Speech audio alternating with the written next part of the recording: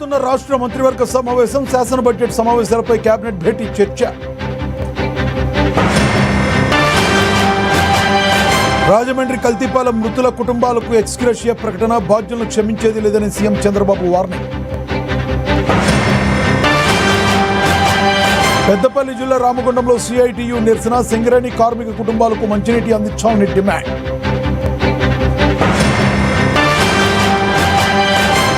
హైదరాబాద్లో పలు చోట్ల చిరుజల్లులు, రాబోయే 3 రోజుల పాటు మోస్తరు వర్షాలు కురిసే ఛాన్స్.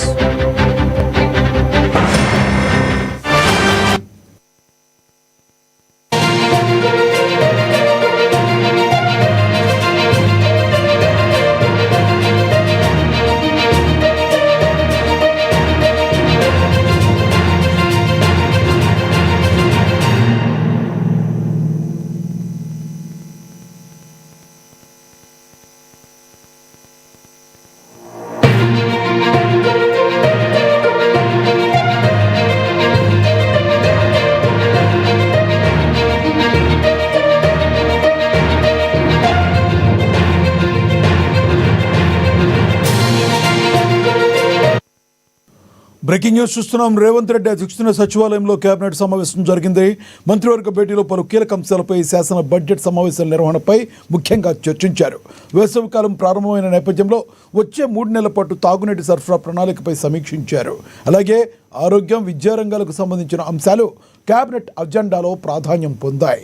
కేంద్ర ప్రభుత్వం చేపట్టనున్న జనగణన 2027పై రాష్ట్రంలో జరుగుతున్న ఏర్పాట్లను కేబినెట్ సమీక్షించింది. 2వ దశ జనగణన ప్రక్రియ వచ్చే ఏడాది ఫిబ్రవరిలో నిర్వహిస్తున్నారు. ఇక చీఫ్ సెక్రటరీ రామకృష్ణారావు వివరాల ప్రకారం తొలి విడత ఇండ్ల గణనే మే 11 నుంచి జూన్ 9 వరకు నిర్వహించేందుకు ఏర్పాట్లు పూర్తి చేశారు. కేంద్రం నిర్దేశించిన 34 ప్రశ్నల నమూనా ప్రకారం గణన చేపట్టనున్నారు. రాష్ట్ర వ్యాప్తంగా ఎన్యూమినేటర్లు, నోడల్ అధికారులతో కలిపి మొత్తంగా 89,000 మంది సిబ్బంది జనగణన ప్రక్రియలో పాల్గొనున్నారు. అదేవిధంగా భూసేకరణ, భూముల కేటాయింపులు, ప్రభుత్వ ఉద్యోగాల భర్తీ, రైతు భరోసా నిధుల విడుదలపై కూడా కేబినెట్ చర్చించింది. సాగునీటి ప్రాజెక్టులు సవరించిన అంచనాలపై సమీక్షించారు. ఇక ఉద్యోగులు, ఆరోగ్య పథకం, యంగ్ ఇండియా స్కూళ్లకు భూముల కేటాయింపు, ధాన్యం సేకరణ అంశాలపై కూడా నిర్ణయాలు తీసుకునే దిశగా చర్చ జరగనుంది.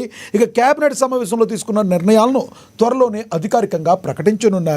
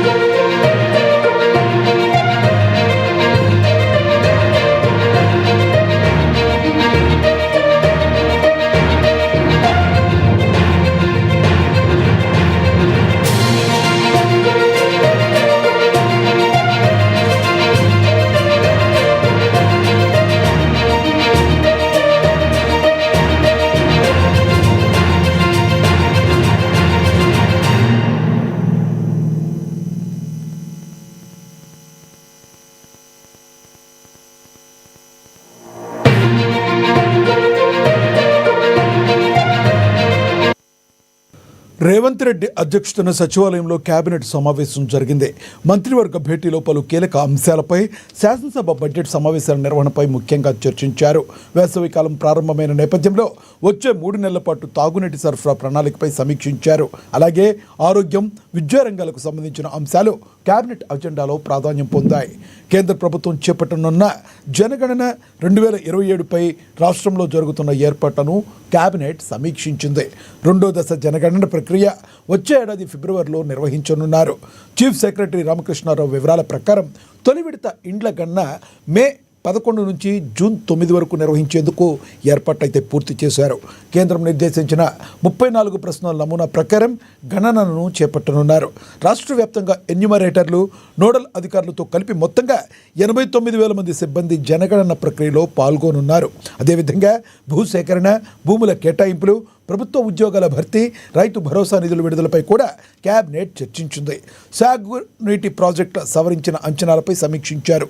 ఉద్యోగాల ఆరోగ్య పథకం, యంగ్ ఇండియా స్కూళ్లకు భూముల కేటాయింపు, ధాన్యం సేకరణ అంశాలపై కూడా నిర్ణయాలు తీసుకునే దిశగా చర్చ జరిగింది. క్యాబినెట్ సమావేశంలో తీసుకున్న నిర్ణయాలను త్వరలో అధికారికంగా ప్రకటించనున్నారు.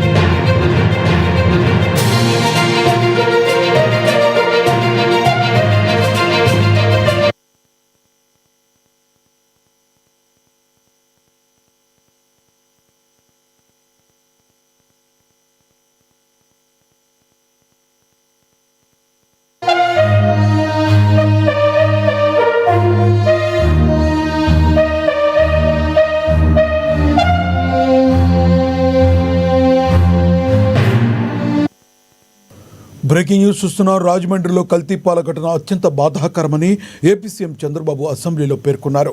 ఈ ఘటనలో 4 మృతి చెందగా వారి కుటుంబాలకు 10 లక్షల రూపాయల చొప్పున ఎక్స్గ్రేషియా ప్రకటించారు. చికిత్స పొందుతున్న బాధితులకు మెరుగైన వైద్యం అందిస్తామని హామీ ఇచ్చారు. కల్తీకి కారణమైన వారిపై కఠిన చర్యలు తీసుకుంటామని చంద్రబాబు స్పష్టం చేశారు. ఇది ఒక బాధాకరమైన, దురదృష్టకరమైన సంఘటన.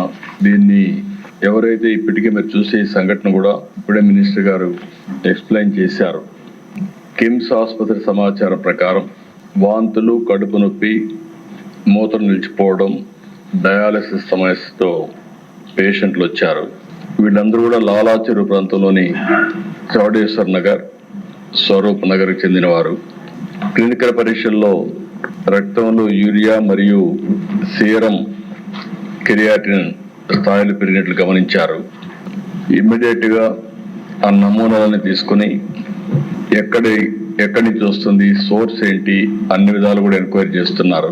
ఇది ఒకసారి చూస్తే దిశ కోరుకొండ మండలం నర్సాపురం గ్రామం వరలక్ష్మి మిల్క్ డైరీ ఒక 106 మందికి మిల్క్ సరఫరా చేయడం, ఆ మిల్క్ ని, ఆ డైరీ నుంచి వచ్చే మిల్క్ దీనికి కారణమని ప్రాథమికంగా నిర్ధారించారు. దీనివల్ల దేశం ఇప్పటికే 4 చనిపోయారు, 8 మంది హాస్పిటల్లో ఉన్నారు, ఇంకా 2 వెంటిలేటర్ పైన ఉన్నారు.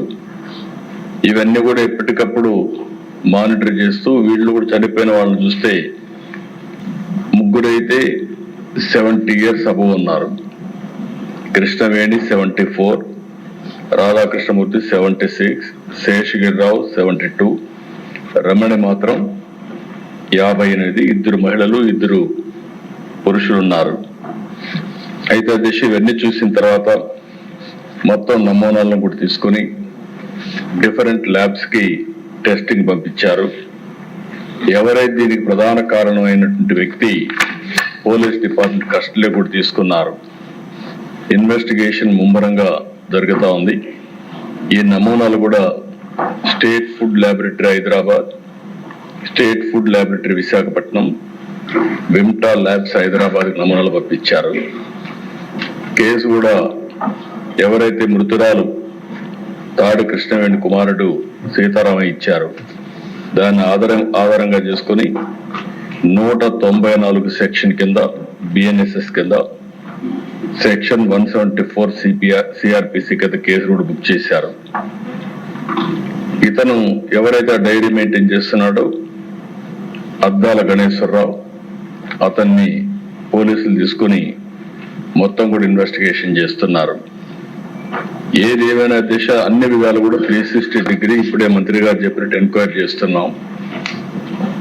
నేను ఒకటే విజ్ఞప్తి చేస్తున్నా, ప్రతి ఒక్కరికి ఉదాసీనత ఏమాత్రం పనికిరాదు. ఒకవేళ కావాలని చేసుంటే, ఏదైనా కక్కుర్తిపడి కలుషితం చేస్తుంటే మాత్రం చాలా సీరియస్ గా ఉంటాం. ఒకవేళ ఏం జరిగిందో మొత్తం ఎస్టాబ్లిష్ చేసి దోషులపైన కఠినమైన చర్య తీసుకుంటాం. మళ్ళా ఒకసారి విజ్ఞప్తి చేస్తున్న రాష్ట్రంలో ఉండే ప్రతి ఒక్కరు కూడా కల్తీ చేయడం కానీ అడల్టరేషన్ రావడం కానీ ప్రజలకు ఇబ్బంది కలిగే విధంగా ఎవరు ప్రవర్తించినా ఈ ప్రభుత్వం ఉదాసీనంగా ఉండదు, చాలా కఠినంగా ఉంటాం. ఆ విషయం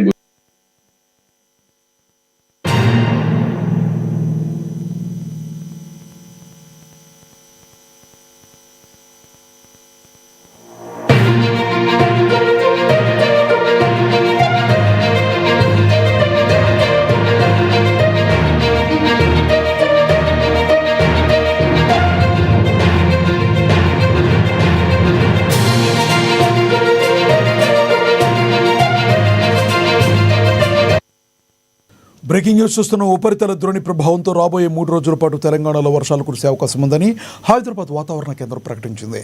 తెలంగాణలో ఉరుములు మెరుపులతో కూడిన తేలికపాటి నుంచి ఒక మోస్తరు వర్షాలు కురిసే అవకాశం ఉందని వాతావరణ కేంద్రం సూచించింది.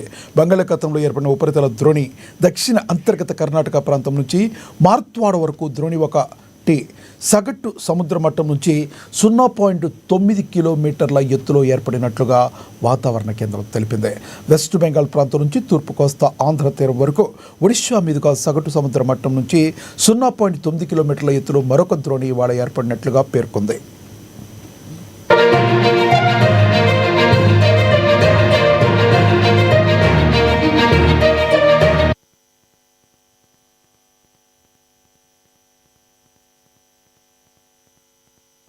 నారాయణపేట జిల్లా మక్తలపట్నంలోని మినీ స్టేడియంలో 2వ ఎడిషన్ సీఎం కప్ రాష్ట్ర స్థాయి కబడ్డీ పోటీలు నిర్వహించారు. ఈ కార్యక్రమానికి ముఖ్య అతిథిగా మంత్రి వాకిటి శ్రీహరి పాల్గొని విజేతలకు బహుమతులు అందించారు. మక్తలకు కబడ్డీ పోటీలకు ఎంతో అనుబంధం ఉందని మంత్రి వాకిటి తెలిపారు. అందుకే గ్రామ స్థాయిలో ఉండే కబడ్డీ రాష్ట్ర స్థాయి పోటీలను మక్తల్లో నిర్వహించడం జరిగిందన్నారు. రాష్ట్ర స్థాయి క్రీడలను విజయవంతం చేసినందుకు నిర్వాహకులకు, ప్రజలకు, విద్యార్థులకు మంత్రి ధన్యవాదాలు తెలిపారు.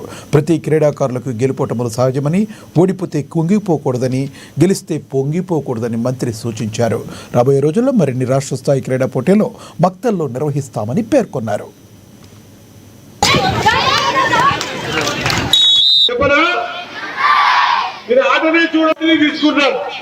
కబడ్డీ తీసుకున్నామంటే ఒక ప్రత్యేకత ఉంది. ఈ ప్రాంతానికి కబడ్డీకి ఒక బంధం ఉంది కాబట్టి కబడ్డీ తీసుకున్నాం. మీరందరూ కూడా ఇంతే స్ఫూర్తితో ఆటలలో ఎవ్రీడే 2 hours ఆడుకుంటామని మీరు మాట ఇస్తే నెక్స్ట్ ఇయర్ మీ కంపల్సరీ మళ్ళొక ఈవెంట్ మక్తలు ఆడిపిస్తామా? మీరంతా చూస్తారు కదా, సంతోషం. ఒక మైదానం మాత్రమే, ఆట మాత్రమే. నువ్వు ఓడినా కూడా మళ్ళా గెలవాలనే కసి తెస్తుంది. మిగతా 10 మార్కులు తక్కువ వచ్చినాయో, లేకుంటే మన ఫ్రెండ్ మాట్లాడతలేదో, టీచర్ ఏమైనా అన్నదనో, సొసైటీలో ఎవరో అన్నదనో, ఈ రోజు ప్రతి ఒక్కరు చిన్న చిన్న కారణాలకు ఎన్నో తప్పు పనులు చేస్తా ఉన్నారు, తమ జీవితాన్ని సాధిస్తా ఉన్నారు. ఈ జీవితంలో ఈ విధంగా చిన్న చిన్న మిస్టేక్స్ కే మీరంతా కుంగిపోవద్దని, ఆ విధంగా కుంగిపోకుండా మీకు శక్తిని బలాలు ఇచ్చేది ఒక మైదానం మాత్రమే, గ్రౌండ్ మాత్రమే.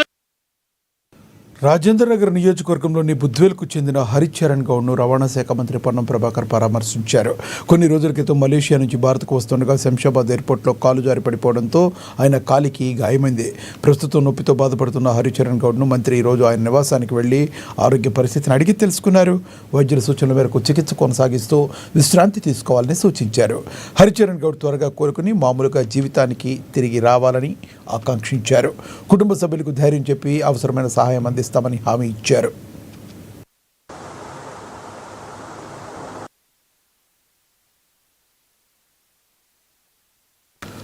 మాజీ ఎమ్మెల్యే బీఆర్ఎస్ పార్టీ హన్మకొండ జిల్లా అధ్యక్షుడు వినయ్ భాస్కర్ 6 మర్డర్లు చేయించారంటూ వరంగల్ పశ్చిమ ఎమ్మెల్యే నాయని రాజేందర్ రెడ్డి సంచలన వ్యాఖ్యలు చేశారు.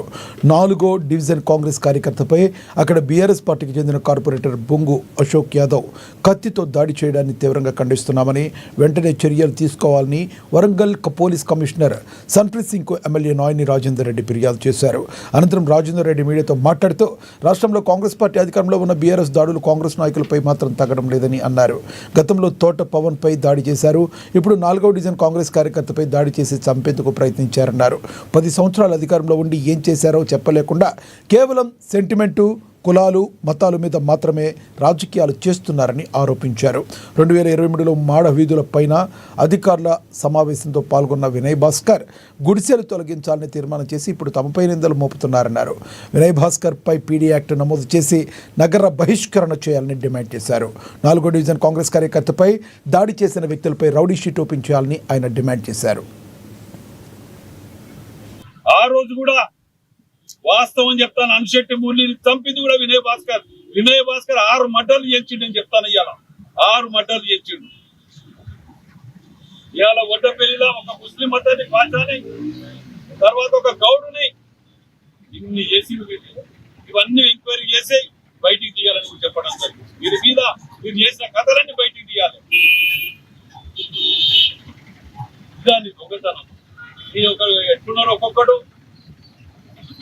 నీ మనసులో కూడా ఆయవన్నాడు కూడా నాకు ఇచ్చి డివిజన్ కు మంచి చేసి అంటాడు ఒక్కడున్నాడా? ఇలా సిపి గారు చెప్పిన అదే కూడా, నా దగ్గర ఉండే తప్పు చేసినా లోపటేయండి, కానీ ఇట్లాంటి వాటిని క్షమించకండి. ఎవ్వరు చేసినా అది వదిలిపెట్టేసి పొద్దుగా లేస్తే ఏ విధంగా తిందాం, కులం మతం చెప్పి అక్కడ మాడ వీధులు అప్పుడు మీ అందరి సమక్షంలో ఇచ్చిన కదా. నేను ఎవరు తీర్మానం చేసిన 23లా నువ్వు కాదా? నీ అధ్యక్షతన కలెక్టర్ ఆఫీస్ లో మీటింగ్ పెడతావు, గుడిసెలు తొలగించాలి, అక్కడ తొలగించి ఆల్టర్నేటివ్ చేయాలని నువ్వు పెడతావు. ఇలా రాజేందర్ రెడ్డి అన్నట్టు. ఇక ఎమ్మెల్యే రమణారెడ్డి ఇంటిపై కాంగ్రెస్ నాయకులు దాడి చేయడం సరైన పద్ధతి కాదని బీజేపీ జాతీయ ఉపాధ్యక్షురాలు డికే అరుణ అన్నారు. కామారెడ్డి జిల్లా కేంద్రంలోని కామారెడ్డి ఎమ్మెల్యే రమణారెడ్డిని పరామర్శించారు. ఈ సందర్భంగా ఆమె మాట్లాడుతూ జాయింట్ కిల్లర్ వెంకటరమణారెడ్డిపై కాంగ్రెస్ నాయకులు కక్ష కట్టుకున్నారు. నీతివంతమైన పాలన అందిస్తున్న రమణారెడ్డిపై తప్పుడు ఆరోపణలు చేస్తున్నారని ఆరోపించారు. మీరు చెప్పే ఆరోపణలు నిజముంటే బహిరంగ చర్చకు రమ్మంటే కాంగ్రెస్ నాయకులు ఎందుకు రావడం లేదని ప్రశ్నించారు. రమణారెడ్డిపై చేసిన ఆరోపణలు నిరూపించాలి, లేకుంటే క్షమాపణలు చెప్పాలని వారు డిమాండ్ చేశారు. 9 సార్లు పోటీ చేసి 2 సార్లు గెలిచిన షబ్బీర్ అలీ ఎమ్మెల్యే రమణారెడ్డి ఇంటిపై దాడి చేయించాడన్నారు. నీతివంతమైన పాలనను అందిస్తున్న వారిపై తప్పుడు ఆరోపణలు చేస్తున్నారని ఆరోపించారు. మచ్చలేని నాయకునిపై ఆరోపణలు చేస్తే ఊరుకునేది లేదన్నారు. ప్రజాస్వామ్య విలువలను కాలరాస్తే బీజేపీ ఊరుకోదని హెచ్చరించారు. ఆనాటి ముఖ్యమంత్రి కేసీఆర్ను అప్పటి ముఖ్యమంత్రి ఎన్నికల్లో ఆనాడు ముఖ్యమంత్రిగా ఇక్కడ కంటెస్ట్ చేసిండు. కాబోయే ముఖ్యమంత్రిగా ఆనాడు రేవంత్ రెడ్డి ఈనాటి ముఖ్యమంత్రి. ఇద్దరిని కూడా ఇక్కడ ఓడించి ప్రజల మధ్యలో ఉండి ప్రజల ఆశీర్వాదంతో ప్రజెంట్ ముఖ్యమంత్రిని, పాస్ట్ ముఖ్యమంత్రిని ఇద్దరిని ఓడించి గెలిచినటువంటి జైంట్ కిల్లర్గా పెద్ద ఎత్తున అందరి ఆదరాభరణాలు చూరగొంటున్నటువంటి వెంకటరమణారెడ్డి పైన కక్ష కట్టుకొని, కత్తి కట్టుకొని అధికార పార్టీ అనేక రకాలుగా ఇక్కడ ఆయనని అణిచివేసేటటువంటి ప్రయత్నం ఓపక్క చేస్తూ ఏ కార్యక్రమాలు చేసినా అభివృద్ధి కార్యక్రమాల్లో, అధికార కార్యక్రమాల్లో వారిని భాగస్వాములుగా చేయకుండా, ఒక ప్రోటోకాల్ని కూడా పాటించకుండా, శాసనసభ్యునిగా వారికి ఇవ్వాల్సినటువంటి సమాచారాన్ని కూడా ఇవ్వకుండా మంత్రులే వచ్చి తమంతట తమే అధికారిక కార్యక్రమాల్లో పాల్గొనడం, కేంద్ర ప్రభుత్వ పథకాలను కూడా వాళ్ళే అని గొప్పలు చెప్పుకోవడం.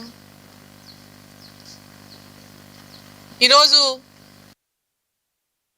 ప్రజావాణి కార్యక్రమంలో ప్రజల నుంచి స్వీకరించే ప్రతి అర్జీని క్షుణ్ణంగా పరిశీలించి క్షేత్రస్థాయిలో విచారణ చేపట్టే సమస్యలను త్వరితగతిన పరిష్కరించాలని జిల్లా కలెక్టర్ రాజేష్ షా అధికారులను ఆదేశించారు.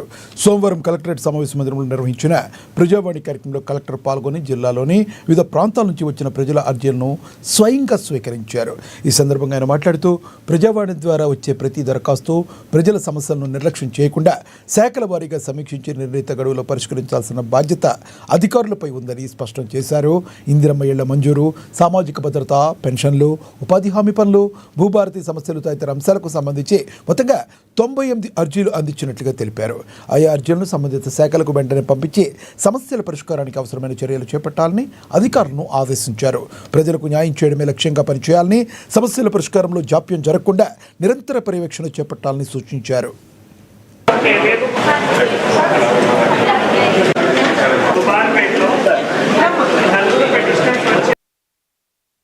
క్రీడాకారులకు కాంగ్రెస్ ప్రభుత్వం అండదండగా ఉంటుందని పెద్దపల్లి జిల్లా రామగుండం నగరం మేయర్ మహంకాళి స్వామి అన్నారు.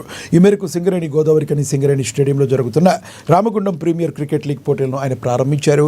అనంతరం జిల్లా వ్యాప్తంగా వివిధ ప్రాంతాల నుంచి వచ్చిన క్రీడాకారులను అభినందించారు. ఈ సందర్భంగా మాట్లాడుతూ సీఎం రేవంత్ రెడ్డి ప్రభుత్వం క్రీడాకారులను ప్రోత్సహిస్తుందన్నారు. క్రీడా స్ఫూర్తిని ప్రదర్శించి ఈ ప్రాంతానికి గుర్తింపు తీసుకురావాలన్నారు. వారికి అవసరమైన అన్ని రకాల సదుపాయాలను కల్పించేందుకు ప్రభుత్వం సిద్ధంగా ఉందన్నారు. అనంతరం క్రీడాకారులతో కలిసి కాసేపు ఆట విడుపుగా క్రికెట్ ఆడుకున్నారు. డిప్యూటీ మేయర్ పాతపల్లి ఎల్లయ్య యాదవ్, శాసనసభ్యులు రాజ్ ఠాకూర్, మక్కాన్ సింగ్ సతీమణి మనాలి ఠాకూర్, కాంగ్రెస్ పార్టీ కార్పొరేటర్లు, నాయకులు, క్రీడాకారులు పెద్ద ఎత్తున పాల్గొన్నారు. అనంతరం క్రికెట్ పోటీలు ఉత్సాహంగా ప్రారంభమయ్యాయి.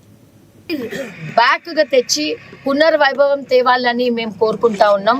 అదే విధంగా మీరు చూస్తూ ఉన్నారు, ఈ స్టేడియం వైజ్ కూడా మన సమ్మక్క గద్దెల దగ్గర కూడా ఆయన కొత్త స్టేడియంని రీఓపెన్ చేయాలని ఒక ఆయన థాట్, ఆయన ఒక ఆలోచనని మీరు next time maybe by god's grace మీరు అక్కడే ఆడతారని నేను అనుకుంటా ఉన్నా. ఈరోజు మీ అందరికీ కూడా take this sport very easily, హ్యాపీగా మీరు జాయ్ఫుల్గా తీసుకోవాలి. కానీ ఏ స్పోర్ట్ని కూడా మనము హార్ట్కి తీసుకోకూడదు. బికాస్ విన్నర్స్ ఉంటారు, లూజర్స్ ఉంటారు. విన్నర్స్ కూడా లూజర్సే. అందరు కలిసి మీరు you have to get in to that mode. ఎవరు గెలిచినా మా ఓలే అన్న ఒక ఫీల్ తోని మీరందరూ కూడా ఈ రోజు ఇక్కడ బాగా ఆడి మళ్ళీ మీది ఎండింగ్ డే. ఎమ్మెల్యే గారు ఒక స్పోర్ట్స్ అథారిటీ చైర్మన్ గా ఉండి ఈ ప్రాంతంలో అనేక మంది మారుమూల ప్రాంతాలలో ఉన్న మాణిక్యాలను బయటికి తీసుకొచ్చి దేశానికి అందించాలనే సంకల్పంతో గౌరవ ఎమ్మెల్యే గారు ఎన్నో రోజుల నుంచి ప్రయత్నం చేస్తూ ఉన్నారు. దానిలో భాగంగా రామగుండంలో కూడా వెనుకబడిన పిల్లలందరినీ కూడా స్కూళ్ళల్లో ఉన్న వాళ్ళని కానీ లేకపోతే కాలేజీ పిల్లల్ని కానీ అందరినీ కూడా క్రీడల మీద ఆసక్తి ఉన్న వాళ్ళందరికీ కూడా అవకాశాలు కల్పించాలనే సంకల్పంతో ఎమ్మెల్యే గారు చేస్తున్న ప్రయత్నంలో భాగంగా ఈరోజు రామగుండం ప్రీమియర్ లీగ్ మీద ఇక్కడ సోదరుడు దయాకర్ వారి మిత్ర బృందం అంతా కూడా ఈరోజు క్రికెట్ టోర్నమెంట్ ఏర్పాటు చేయడం ఈ ప్రాంతానికే గర్వకారణం అని చెప్పేసి తెలియజేస్తా ఉన్నాం. ఎవరైతే నైపుణ్యం ఉన్న క్రీడాకారులందరినీ కూడా బయటికి తీసుకొచ్చి హైదరాబాద్ చెంచల్గూడలోని ఎస్ఐసిఏ ప్రాంగణంలో ఏర్పాటు చేసిన ఆయుర్వేద గ్రామంను జైళ్ల శాఖ director general doctor Soumya Mishra IPS ఘనంగా ప్రారంభించారు. 6 సంవత్సరాల విరామం తర్వాత ఈ కేంద్రం పునఃప్రారంభమైంది. ప్రజారోగ్య సేవలను ఖైదీల పునరావాసంతో అనుసంధానించే మోడల్ ప్రాజెక్టుగా ఇది నిలుస్తుందని ఆమె తెలిపారు. తక్కువ ఖర్చుతో నాణ్యమైన ఆయుర్వేద చికిత్సలు అందుబాటులోకి వస్తాయన్నారు. ఖైదీలకు ఆయుర్వేదంలో శిక్షణ ఇచ్చి విడుదల తర్వాత ఉపాధి అవకాశాలు కల్పించడమే లక్ష్యమని అధికారులు వెల్లడించారు. త్వరలోనే రాష్ట్రంలోని ఇతర జైళ్లలో కూడా ఆయుర్వేద గ్రామాలను ఏర్పాటు చేయనున్నట్లుగా తెలియజేశారు.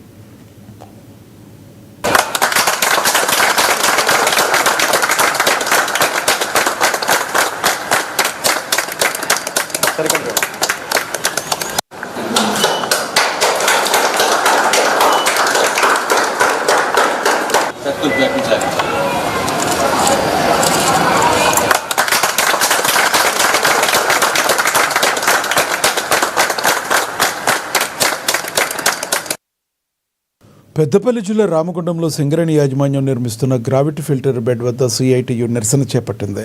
వేసవిలో సమీపిస్తున్న తరంలో సింగరేణి సంస్థ ద్వారా కార్మిక కుటుంబాలకు మంచినీటిని అందించాలని సిఐటియు రాష్ట్ర నాయకులు తుమ్మల రాజారెడ్డి డిమాండ్ చేశారు. ఏళ్ల తరబడి నిర్మాణాలు చేస్తున్నారే కానీ పూర్తి కావడం లేదని ఆయన ఆగ్రహం వ్యక్తం చేశారు. గ్రావిటీ వాటర్ ఫిల్టర్ బెడ్ నిర్మాణం కోసం పూర్తి స్థాయిలో నిధుల మంజూరు చేయకపోవడంతో చివరి దశలో ఆగిపోయాయన్నారు. అంతేకాకుండా పారిశ్రామిక ప్రాంతంలోని మురుగునీటిని శుద్ధి చేసి ఎస్టీపీ నిర్మాణాలు సైతం అర్థాంతరంగా ఆగిపోయిందన్నారు. దీంతో రామగుండం పారిశ్రామిక ప్రాంతంలోని కార్మిక కుటుంబాలు మళ్లీ ఈ వేసవిలో మురికి నీరే తాగాల్సిన పరిస్థితి ఏర్పడిందని తీవ్ర ఆవేదన వ్యక్తం చేశారు. ఇప్పటికైనా మరమ్మతులు పూర్తి చేసి మంచినీటిని సరఫరా చేయాలని ఆయన డిమాండ్ చేశారు. నడక నడుస్తూ 2024 శంకుస్థాపన చేసింది. అది సంవత్సర కాలంలో పూర్తి అయిపోవాలి, కానీ అది ఇంతవరకు పూర్తి కాలేదు. కారణం ఇలా గ్రావిటీ ఫిల్టర్ బెడ్ సంబంధించిన పనులు పూర్తయినాయి. ఎండాకాలంలో కార్మికులకు మళ్ళీ కూడా మురుకు నీళ్ళు వస్తాయి. గోదావరి ప్రాజెక్ట్ ఏదైతే ఉందో ఎల్లంపల్లి ప్రాజెక్టు తీసేసిన తర్వాత స్టోరేజ్ వాటర్ లేవు కాబట్టి మళ్ళీ ఈ నీళ్ళే రొటేషన్ అవుతున్నాయి, మురుకు నీళ్ళే. కాబట్టి వెంటనే మార్చి వరకన్నా కంప్లీట్ చేయాలని చెప్పి నిర్ణయం చేసుకొని అన్ని నిధులు రిలీజ్ చేస్తే కంపెనీ దగ్గర 2025 బడ్జెట్లో డబ్బులు లేవట. కేవలం గ్రావిటీ ఫిల్టర్ కోసం కన్స్ట్రక్షన్ కోసం రిలీజ్ చేసి దానికి వాటర్ స్టోరేజ్ అంటే ఫిల్టర్ అయిన వాటర్ను స్టోరేజ్ చేయడానికి డబ్బులు లేవని 2025లో దాన్ని ఆపేసాం. అట్లాగే ఎస్టీపీ సంబంధించి కూడా అంతే, పూర్తి వర్క్ కంప్లీట్ అయిపోయింది. కాంట్రాక్టర్కు బిల్లులు ఇవ్వక ఆ పని అక్కడ ఆగిపోయింది. అంటే మురుకులు యథావిధిగా గోదావరిలో కలుస్తున్నాయి. మళ్ళా గోదావరికని RG 1, 2, 3 కార్మికులకు గవ్వే పాత మురుకు నీళ్ళు వస్తున్నాయి డ్రైనేజ్ వాటర్. వీళ్ళందరూ హాస్పిటల్ పాలవటానికి కోసం చూస్తున్నారా? యాజమాన్యం అడుగుతున్నాం. కార్మికుల ఆరోగ్యం మీకు పట్టలేదా? కేవలం 3-4 కోట్ల పని మిగిలింది, 20-30 కోట్ల పని కంప్లీట్ అయిపోయింది. అంటే ఈ 30 కోట్లు సంవత్సరం 6 నెలల కాలం ఎవరు వడ్డీ కట్టుకుంటారు? కార్మికులకు మంచినీళ్ళు రానప్పుడు, మంచి వాతావరణం లేనప్పుడు కార్మికుల ఆరోగ్యం ఎట్లా బాగుపడుతుంది?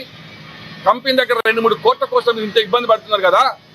ఆగమేఘాల మీద ముఖ్యమంత్రి చెప్పంగానే ఫుట్బాల్ కోర్టుకు 10 కోట్లు ఇచ్చిండ్రు. నడుస్తూ ఎయిర్పోర్ట్ మాస్టర్ ప్లాన్పై తమకు స్పష్టత ఇవ్వాలని దానికి ఆనుకుని ఉన్న అనుకుంటా గ్రామస్తులు డిమాండ్ చేశారు. సోమవారం ఆదిలాబాద్ కలెక్టరేట్ సమావేశ మందిరం ముందుకు ధర్నాకు దిగారు. ఆదిలాబాద్ ఎయిర్పోర్టుకు సంబంధించి చేసే భూసేకరణపై తమకు పూర్తి వివరాలు తెలపాలన్నారు. ఇటీవల ప్రజాప్రతినిధులు మాస్టర్ ప్లాన్ విడుదల చేసినప్పటికీ ఏ సర్వే నెంబర్ల భూములు సేకరిస్తారో అధికారులు చెప్పడం లేదన్నారు. తమ భూములు కోల్పోతామనే భయం వెంటాడుతుందని కలెక్టర్ బయటకు వచ్చి స్వయంగా పూర్తి వివరాలు చెప్పాలని గ్రామస్తులు కోరుతున్నారు. ఈరోజు కలెక్టర్ గారికి రావడం జరిగింది.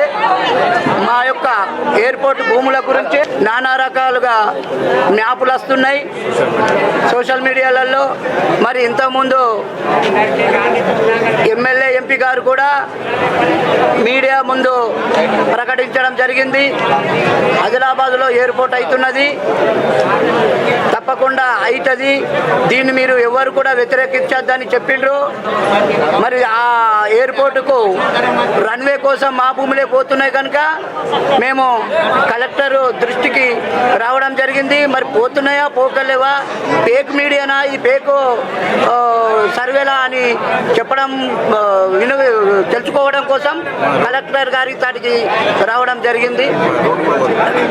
మరి మా రూటు నుంచి పక్క నుంచి కూడా రన్వే కోసము